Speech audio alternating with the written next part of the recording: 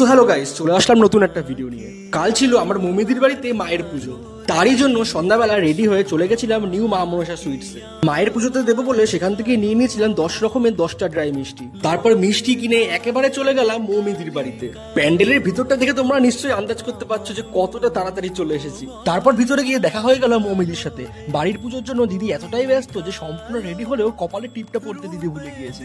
তাই আমি দিদিকে বললাম, যাও একটা টিপ পরে আসো, নইলে লুকটাই কেমন অসম্পূর্ণ লাগছে। আর এবার দেখো টিপ পরে যেন সাক্ষাৎ মা লক্ষ্মী।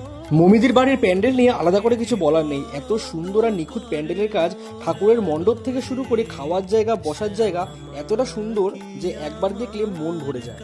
মমিদির বাড়ির পুজোর সাথে সাথে ছিল আমার আরো একটা ইনভিটেশন। তাই জন্য সন্ধে সন্ধে পৌঁছে গেছিলাম, কজ সব কটা ইনভিটেশনই অ্যাটেন্ড করতে হবে। তাই হাতে কফি আর পনির পকোড়া নিয়ে বসে পড়লাম। ইনি হলেন মমিদির ছোট মাসি। উনি আমায় বললেন ওনাকে ভিডিও এডিটিং শেখাতে, তাই ওনার সাথে বসে বসে এডিটিং শেখাচ্ছিলাম। মমিদির ফ্যামিলির প্রত্যেকটা মেম্বার্সের ব্যবহার সত্যিই খুব ভালো, আর প্রত্যেকেই খুবই আপন।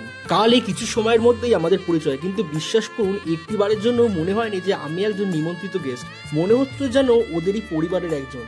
আর সত্যি কথা বলতে মানুষের সঙ্গে মিশতে, কথা বলতে আমার খুবই ভালো লাগে। তাই সকলকেই অল্প সময়ের মধ্যেই নিজের ভেবে ফেলি। কাল বেশি লেট করিনি, কজ আরো একটা ইনভিটেশনে যেতে হবে। তারই জন্য বসে পড়লাম প্রসাদ খেতে। সেদিন পুজোর মহাপ্রসাদে ছিল মশলা কুলচা, ডাল মাখানি, খিচুড়ি, লাবড়ার তরকারি। শুধু এইটুকুই না, তার সাথে ছিল ভেজ বিরিয়ানি, আলুর দম ও শেষ পাতে এই গরম গরম পায়েস। তারপর ভোগ খাওয়ার পর এবার যেতে হবে বাড়ির পথে, কজ আরেকটা ইনভিটেশন রয়েছে। আর সত্যি বলতে খুব সুন্দর কাটলো কালকের ইভিনিংটা মমিদির বাড়িতে।